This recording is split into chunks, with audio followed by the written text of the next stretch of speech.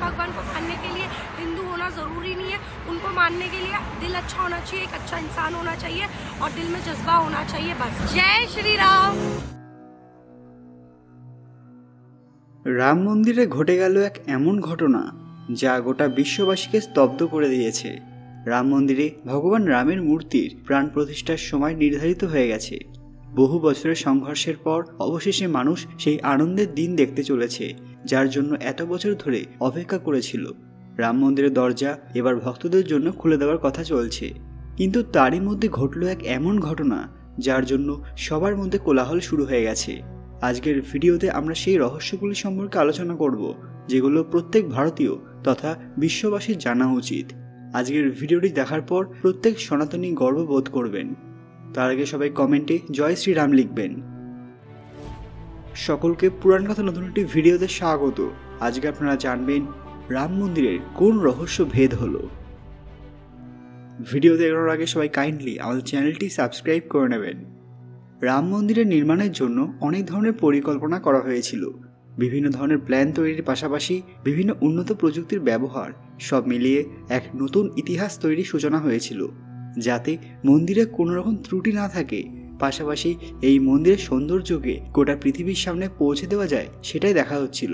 কিন্তু রাম মন্দিরের খোদাইয়ের সময় এমন দৃশ্য দেখা যায় যা রীতিমতো হইচই ফেলে দেয়। ওই সময় থমাস নামের একজন বিজ্ঞানী আমেরিকা থেকে এসেছিলেন মূলত এই মন্দিরের নির্মাণ কার্য দেখতে। সেখানে এসে দেখলেন যে রাম মন্দির নির্মাণের কাজ খুবই দ্রুত গতিতে হচ্ছে। তিনি সেখানে কিছু রুটিন কাজ করতে শুরু করলেন। ঘুরতে ঘুরতে মন্দির পরিসরে তিনি একটি এমন জায়গা দেখতে পেলেন যা কখনোই আশা করেননি।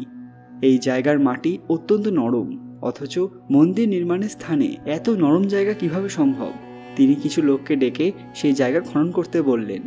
সেই বিজ্ঞানীর কথা মতো ওই শ্রমিকেরা জায়গাটি খনন করতেই এমন কিছু দেখা গেল যা সবাইকে চমকে দিল।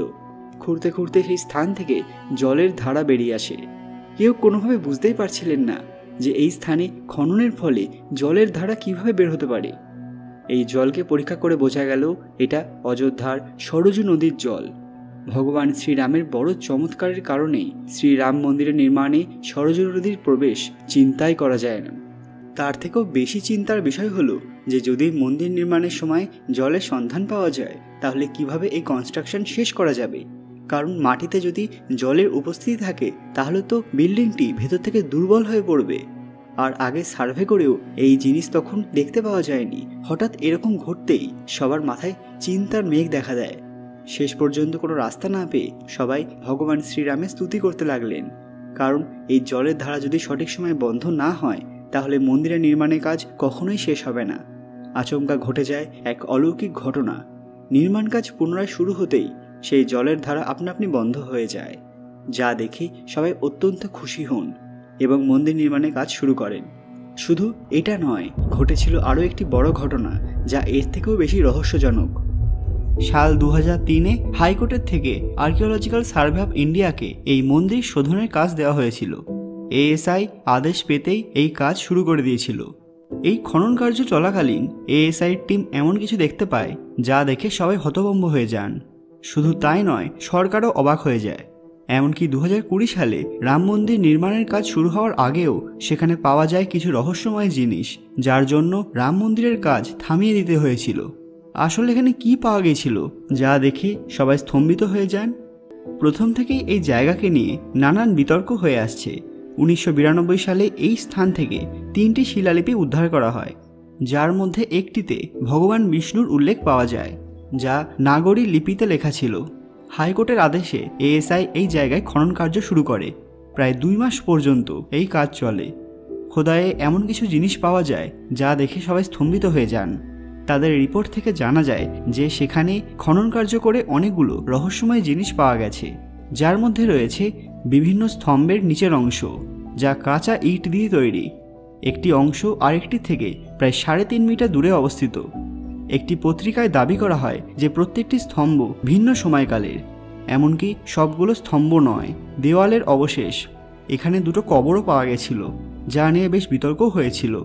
বেশ কিছু হিন্দু ধর্মাবলম্বীরা দাবি করে যে এই স্থানে প্রাচীনকালে বিভিন্ন প্রসিদ্ধ মুনি ঋষি যেমন অঙ্গিরা, মার্কণ্ডেয়, নারদ, রামানন্দ, শাণ্ডিল্য প্রমুখদের মৃত্যুর পর শেষকৃত্য হয়েছিল। এটা তাদেরই জায়গা। এমনকি অনেক গভীর থেকে 3টে কঙ্কাল উদ্ধার করা হয়। 2003 সালের 22শে মে থেকে 6 জুনের রিপোর্টে বলা হয় এই স্থানে বেশ কিছু ইটের দেওয়াল আছে, যা পূর্ব পশ্চিম দিক করে তৈরি, আবার কিছু উত্তর দক্ষিণ দিক করে।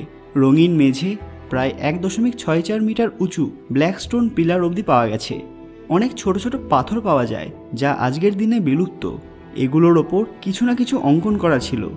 বেশ কিছু বাসনপত্র, তামার মোহর এবং ধনসম্পদ, টেরাকোটার জিনিস পাওয়া যায়। 2019 সালে রাম মন্দির মামলা শুনানির পর 2020 সালে যখন মন্দির নির্মাণ কার্যের প্রস্তুতি নেওয়া হয় তখনও সবাই থমকে দাঁড়ায়। এখানে পাওয়া যায় বেশ কিছু প্রাচীন মূর্তি।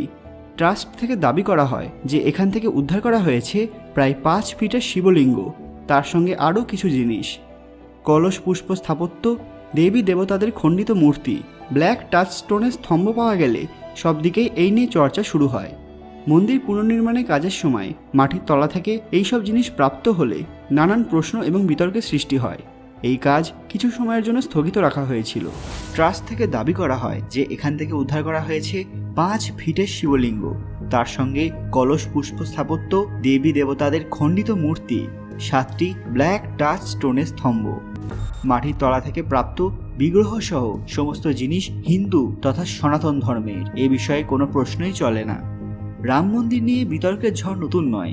এর আগে বহুবার এই মন্দিরকে নিয়ে অনেক কথা হয়েছে। স্বাধীনতার পরেই পরপর 2 বছর হেডলাইনে আসে অযোধ্যার বিতর্কিত জমি। 1949 সালে মসজিদের ভিতরে রামের মূর্তি পাওয়া যায়। এক পক্ষ বলে অন্যরা সেই মূর্তি রেখে এসেছে, অন্যরা বলে মূর্তি নাকি আগে থেকেই ছিল। 2019 সালে সুপ্রিম কোর্ট অযোধ্যার এই মামলার ইতি টানে। তারা জানায় যে এই জায়গা, যা 2.77 একর জুড়ে বিস্তৃত, সেই জায়গা ট্রাস্টের হাতে দেওয়া হবে মন্দির নির্মাণের জন্য, এবং বিকল্প হিসেবে অন্যদেরকে 5 একর জায়গা দেওয়া হয়েছিল। মাটির তলা থেকে প্রাপ্ত বিগ্রহ সহ সমস্ত জিনিস হিন্দু তথা সনাতন ধর্মের, এ বিষয়ে কোনো সন্দেহ নেই। এত সব প্রমাণের পরে হয়তো কেউই আর কোনো প্রশ্ন তুলতে পারবেন না যে সত্যি এখানে শ্রীরামের রাজ্য ছিল। ত্রেতা যুগের আরও কত কি রহস্য আমাদের সামনে আসতে বাকি। সবাই কমেন্টে লিখুন জয় শ্রীরাম। আর আজকের ভিডিওটি ভালো লাগলে ভিডিওটিকে লাইক করবেন এবং যথাসম্ভব শেয়ার করবেন। পরবর্তী ভিডিওতে যদি আপনারা রাম মন্দিরের আরও রহস্য সম্পর্কে জানতে চান সেটা আমাদের কমেন্টে জানান। আর এরকম অজানা তথ্য পেতে পুরাণ কথা অফিসিয়াল চ্যানেলটি মনে করে সাবস্ক্রাইব করে রাখুন। খুব শীঘ্রই ফিরে আসবো আরও একটি নতুন ভিডিও নিয়ে। ততক্ষণ আপনারা এই ভিডিওগুলি দেখতে পারেন। ধন্যবাদ।